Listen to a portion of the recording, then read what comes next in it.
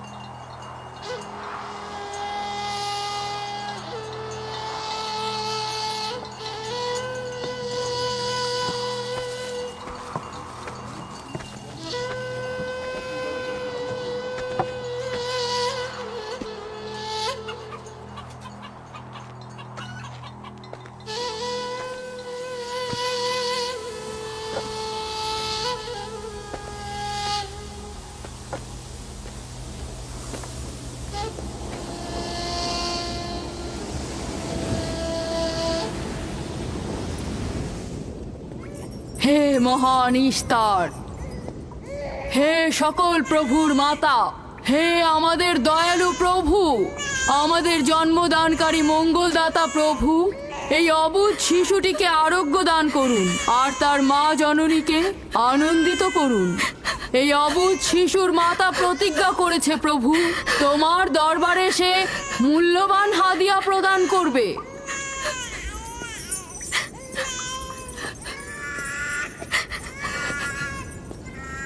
আমি মহান ইস্তারের কাছে প্রার্থনা করেছি যেন তিনি তোমার সন্তানকে জীবিত রাখেন।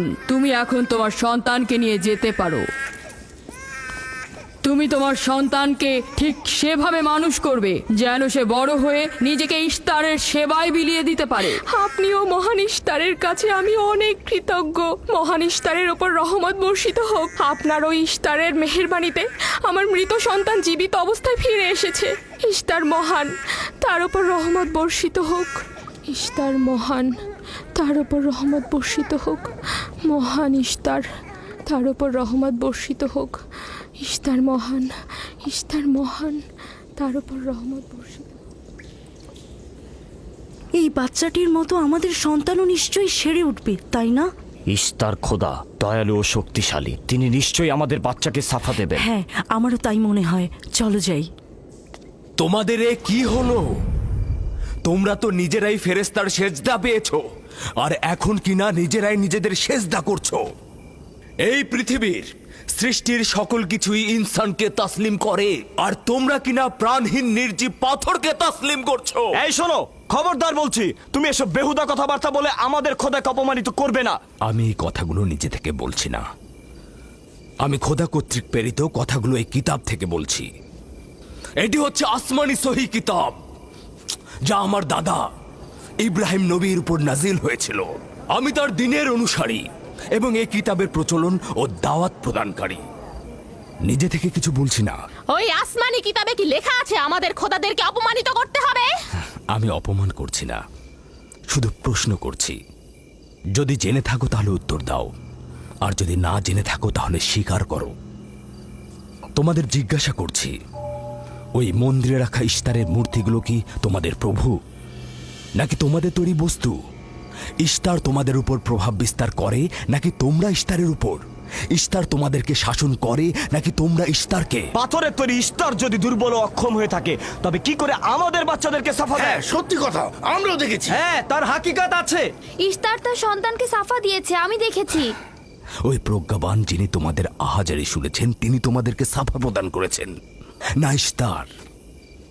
যদিও তোমরা খোদা ছাড়া প্রার্থনা করেছো আর তিনি ছাড়া তোমরা সাহায্য চেয়েছো, কিন্তু তিনি সকল কিছু সম্বন্ধে অবগত আছেন, তাই তোমাদের আহাজারিতে তার রহমত বর্ষিত হয়েছে, তোমাদেরকে সে সাহায্য করেছেন। সাধারণ দৃষ্টিতে তোমরা ইস্তারকে দেখেছো, অন্তর্দৃষ্টিতে দেখোনি, তাই মূল সাফা প্রদানকারীকে চিনতে পারোনি। ইয়াকুবের কথার মূল অর্থটা আমি এখন বুঝতে পারছি। সে চাইছে যে আমরা আমাদের খোদাদেরকে বাদ দিয়ে তার খোদার ইবাদত করি। আমরা আমাদের খোদার অনেক কল্যাণকর কাজ দেখেছি, তোমার খোদার কি দেখছি? আমি তোমাদেরকে সকলের চাইতে ঊর্ধ্বে অবস্থিত খোদার দিকে আহ্বান করছি। তিনি সৃষ্টি সকল কিছুর চাইতে ঊর্ধ্বে। তাই নাকি? কি করে বুঝবো তোমার খোদা অন্যান্য সকল খোদার চাইতে ঊর্ধ্বে? তুমি আর তোমার খোদা ও ইস্তারের মন্দিরের ধর্মযাজকের মতো স্বর্ণরৌপ্য লুটে নিতে চাইছো না, তা কি করে বিশ্বাস করব? আমার বাস্তব অবস্থা হচ্ছে আমি গভর্নর লাবানের নিয়োজিত রাখাল। আমার কোনো কিছুই নেই, আর কোনো কিছুর জন্য আমি কারো কাছে প্রতিদানও চাইনি। তোমরা কি আমাকে আমার কাজ অন্বেষণ না রাখালি করা ছাড়া আর কিছু করতে দেখেছো? দেখেনি জন্য কি এখন আমাদের দেখতে হবে? তুমি হয়তো সুযোগের অভাবে ভালো আছো, নয়তো তুমিও কোনো অংশে কম যেতে না। তোমরা সবাই একই রকম। ধর্মকে তোমরা মুখোশ বানিয়ে নিজেদের আখের গুছিয়ে নাও, সহজ সরল মানুষদের ঠকিয়ে তাদের সম্পদের রাজা হও। তোমার কষ্ট বুঝতে পারছি।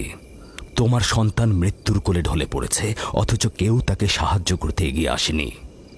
না ইস্তার জাদুকর, না ওই মন্দিরের খোদা ইস্তার।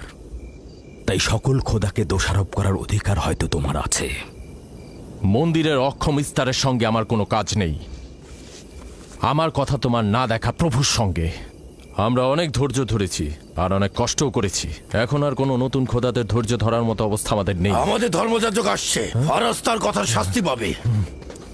পালাও ফারিস, তুমি পালাও। ওইদিকে পালিয়েছে। ওইদিকে যাও, ওকে বন্দি করে নিয়ে এসো। দেখো যেন পালিয়ে না যায়। ওকে ছেড়ে দিন, যে ওকে করে মাফ হোক ওকে দিন। ধরে নিয়ে ফিরবে। ওকে ছেড়ে দিন, ওকে মাফ করে দিন।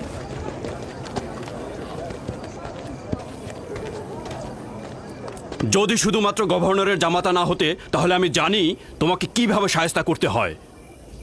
মন্দিরের কোনো প্রতিনিধির সাথে আমার কোনো কাজ নেই।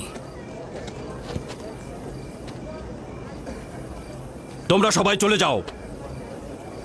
ইয়াকুবের কুফরি কথায় তোমরা কেউ কান দেবে না, আর কেউ বিশ্বাস করবে না।